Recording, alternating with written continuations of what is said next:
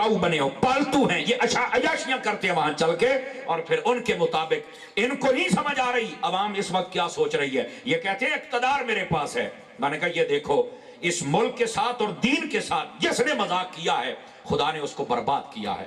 आप देखें माजी करीब के अंदर एक बंदा मर गया जिसका नाम जनरल मुशर्रफ था। कैसा जग्गा किस्म का बंदा था ना। इसने पूरे मुल्क को ऐसे 5 मिनटों में काबू कर लिया था और जिला वतन 10-10 साल वास्ते एट इंडिया मीडिया नु कर छड़िया सी। ऐसा ही हुआ था। लेकिन जब इसने मैराथन रेस की ना, वो जो औरतें कच्छे पा के साइकिल चलाउंदियां, उलमा ने आख्या और ठीक है तू डिक्टेटर है पर दीन दे नाल पंगा ना ले।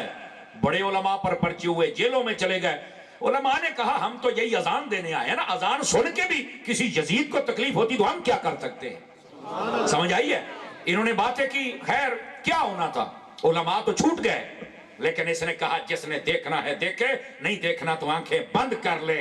ये आजकल के लिबरल और जितने लंडे के अंग्रेज और यतीमुल इल्म मायूस मुफक्किर खबीसुन नस्ल वल अस्ल वल अक्ल, ये उनका नारा है। देखना है देखो, नहीं तो आंखें बंद कर लो। हमने तो ये तरक्की के नाम, तरक्की नहीं तरक गए हो। समझ आई। ये बेगैरती की उसने, लेकिन उसका नतीजा क्या निकला, तवज्जो मेरी तरफ करना। ये पिछले साल में आपको पता होना चाहिए, अभी 6 माह भी पूरे नहीं हुए, ये मर गया था मुशर्रफ। आप में से जितने बंदे बैठे हैं कोई बता सकता है उसकी कब्र कहां पे है? अगर कोई बताए तो मैं 1000 रुपया इनाम दूंगा। कोई बंदा दस, किसी को नहीं पता। लेकिन बताओ माजी करीब के अंदर एक बंदा फौत हुआ जिसका नाम बाबा खादिम रिजवी है। बताओ भाई, पता है ना कब्र कहां है, रोजा कहां है?